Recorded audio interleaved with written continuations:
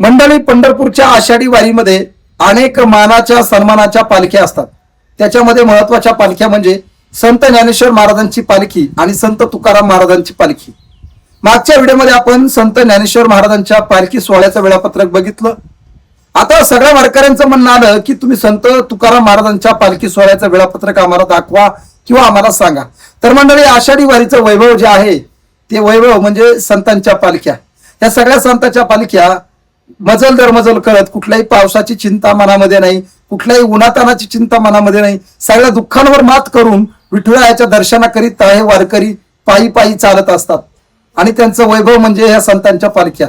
मंडळी, या व्हिडिओमध्ये मी तुम्हाला संत तुकाराम महाराजांच्या पालखी सोहळ्याचं वेळापत्रक सांगणार आहे आणि दाखवणार सुद्धा आहे. रामकृष्ण हरी मित्रांनो, मी एकनाथ महाराज भांबळे, नाथ महाराज या युट्यूब चॅनलमध्ये मी आपल्या मनापासून स्वागत करतो. मित्रांनो, संत तुकाराम महाराज पालखी सोहळ्याचं कुतूहल सगळ्यांनाच आहे, कारण संत तुकाराम महाराज वारकरी संप्रदायाच्या कलशस्थानी असल्यामुळे संत तुकाराम महाराजांचा पालखी सोहळा हा अत्यंत मानाचा आणि सन्मानाचा आहे. या व्हिडिओमध्ये मी तुम्हाला संत तुकाराम महाराजांचा पालखी सोहळा कोणत्या मार्गे जाणार आहे, कधी मुक्काम असणार आहे आणि प्रस्थान कधी असणार आहे, सगळं सांगणार आहे. व्हिडिओ तुम्ही शेवटपर्यंत पहा आणि चॅनलला सबस्क्राईब नक्की करा. मंडळी, संत ज्ञानेश्वर महाराज पालखी सोहळ्याप्रमाणेच संत तुकाराम महाराजांचा पालखी सोहळा सुद्धा अत्यंत महत्वाचा आणि मानाचा समजला जातो.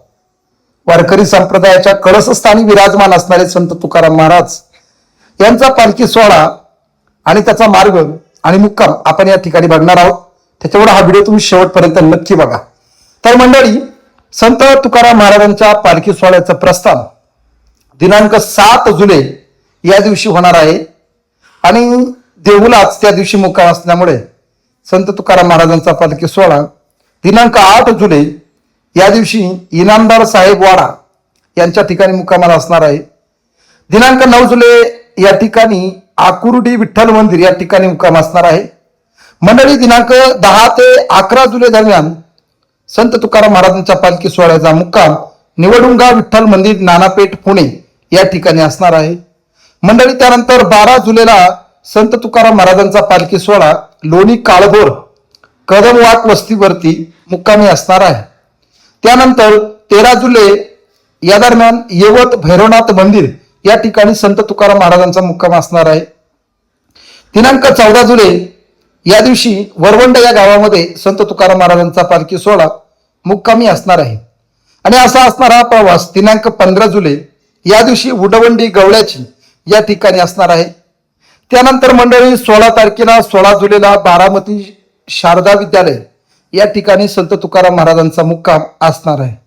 दिनांक 17 जुलैला सन्नसर या गावी संत तुकाराम महाराजांचा पालखी सोहळा असणार आहे. दिनांक 18 जुलै निमगाव केतकी या दिवशी मुक्काम त्या ठिकाणी असणार आहे. 19 जुलै इंदापूर या ठिकाणी संत तुकाराम महाराजांच्या पालखी सोहळ्याचा मुक्काम असणार आहे.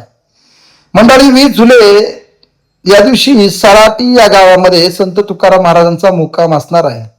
21 जुलैला अकलूज या ठिकाणी, तर 22 जुलैला बोरगाव श्रीपूर या ठिकाणी मुक्काम असणार आहे.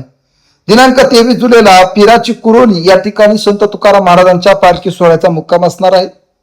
मंडळी, 24 जुलैला वाखरी या ठिकाणी संत तुकाराम महाराजांचा पालखी सोहळा मुक्कामी असणार आहे. आणि दिनांक 25 जुलै ते 28 जुलै या दरम्यान संत तुकाराम महाराजांचा पालखी सोहळा पंढरपूर या ठिकाणी मुक्कामी असणार आहे. म्हणजे काय, तर 24 तारखेला पंढरपूरमध्ये संत तुकाराम महाराजांच्या पालखी सोहळ्याचं आगमन होणार आहे.